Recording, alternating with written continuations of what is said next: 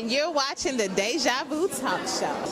Welcome back. Here we are still at the LGBT Commerce here in Atlanta, Georgia. Hi, how are you? How you doing? How you doing? I'm doing good. How are you? I'm amazing. How are you? I'm doing fabulous. So tell me about what's going on over here. This is all natural lemonade, and we have, we're going to say raw cane sugar, since most people want to know about the sweetener or whatever it is. So the 3 flavors I have here is the original lemonade, I have ginger lemonade, and I have pomegranate hibiscus, and this is the top seller between this one and the ginger. The ginger got that bite. That pomegranate is just something different. But this is what we have right here.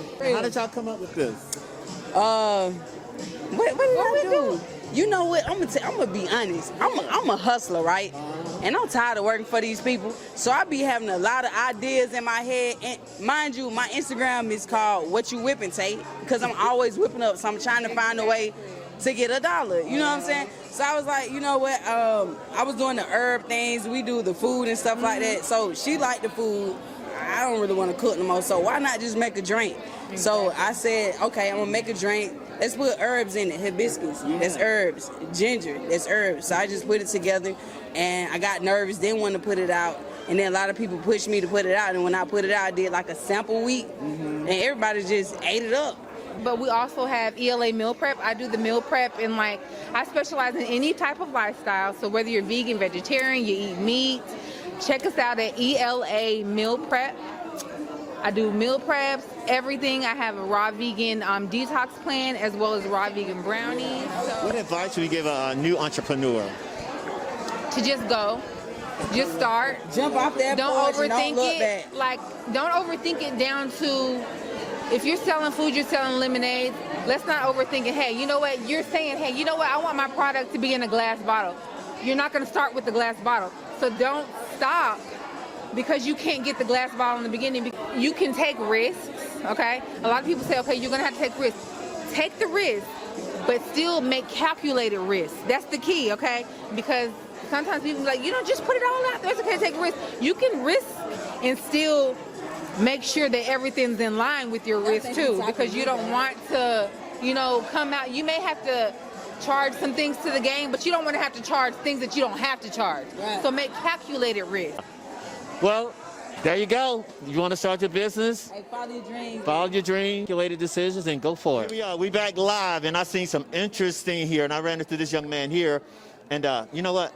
I'm going to hush. How are you? I'm doing pretty good. How are you? I'm doing amazing. Tell me about all these goodies you got on the table. Well, right here, this is T&Q Edibles, and we have suckers, brownies, we have Rice Krispie treats, pineapple flavor, we have ones that are strawberry flavored, and we also have gummies, and what I've been doing is letting people try out the gummies so that they can really see that it has not only does it has that flavor, but you can still also taste what you're looking at, you know what I mean? So, for instance, with the Fruity Pebble, you're looking at a Fruity Pebble, you're like, oh, okay, well, I want to eat a Fruity Pebble, but so when you eat it, it tastes like that, and then afterwards, you get that flavor, you know what I mean? Like, oh, okay, this is what I was looking for, you know what I mean?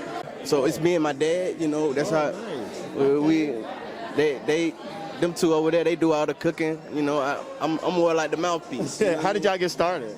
Well, we just thought about it one day. We was like, man, we need to buy this butter machine, man. We could do this. I was like, okay, well, let's do it then, So, and we started out, and I'm not going to lie to you, it was really, rocky starting out because you had this food. So you got to try to get that flavor right. So we spent a lot of time on trying to balance flavor with what you're looking for, you know what I mean? So, but now that we got it right, we feel more comfortable coming to places like this conference. And putting it on display. What advice would you give other people who want to kind of start a business? Well, I would just say stay consistent, That's what it's always about, because if you have it sometimes, you don't have it other times, then they kind of going to find somebody else to do it for, do it with, or find somebody else to give what you have, you know what I mean? So it's just all about staying consistent. Thanks, T&Q. Appreciate you, brother. All right, good luck to you. Welcome back, guys. Here we are. We still live, and we are still feeling everything. And I just ran into Eileen, that dream, baby. How are you, gorgeous? I'm good. How are you guys? You're doing fabulous. Are you having a good time tonight? I sure am. This is my first LGBT commerce event, and I love her. I knew her from way back in the day, and I'm so proud. This is a great event. Like, everything looks nice, classy, and I'm here to be classy and give out some good readings for y'all. Oh, yes. I am here for it. I'm telling them, you got the gift. Yeah, I mean, I feel like we all have the gift, but I just chose to hone in on my skill. And that was something that happened by experience, stuff that I went through in my life that kind of forced me to accept my gifts and use them to help other people. That's true, though. We all got it. We just don't know how to hone in on it. You know what I'm saying? And that's why I feel like I teach that when people come get readings. So I try to tell them to, first off, use their intuition as well. Like, don't just go by my word. You take what applies to you and leave what don't. You know what I mean? Mm-hmm. So we have to take responsibility for our own wounds and healing and life and everything. Yeah. How long have you been reading? Now, professionally, like really taking it serious, I would say about 3 years. I started way back before, but it was just something fun I was doing with close friends. But I really started to see the healing work in it, so I took it more seriously and started actually helping people. Well, this is my oldest deck. It's not the first set I got, but it's the set that I got when I started really helping others and really taking my craft seriously. And I call this deck Grandma.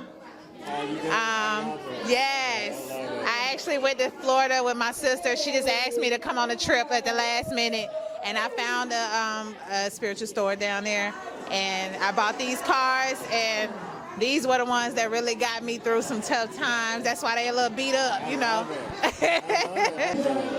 And this deck right here, this is the traditional deck. So when you become a reader, if you really want to start doing it seriously, this is probably one of those decks you have to really understand the different cards in the tarot, like the traditional deck. You know what I mean?